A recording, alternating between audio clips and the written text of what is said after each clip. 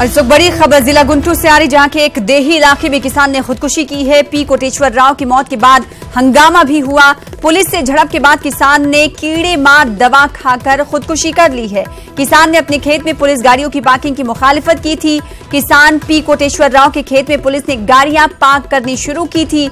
वजीर आला चंद्रबाबू नायडू गांव के एक प्रोग्राम में आने वाले थे। आंध्र प्रदेश में किसान ने खुदकुशी की है, जिस पर सियासत तेज हो गई है। कहा जा रहा है कि वजीर आला चंद्रबाबू नायडू गांव के एक प्रोग्राम में आने वाले थे और इसी को लेकर किसान ने अपने खेत में पुलिस गाड़ियों की पार्किंग की मुखालिफत की थी, जिसके बाद पुलिस से झड़प हुई और झड़प के बाद किसान ने कीड़े मारकर दवा खाकर खुदकुशी कर ली। कीड़े मार दवा खाया है किसान ने, जिसका नाम पी कोटेश्वर राव बताया जा रहा है। और इसके बाद हंगामा भी हुआ, पुलिस से झड़प हुई, जिसके बाद किसान ने कीड़े मार दवा खा ली, खुदकुशी कर ली।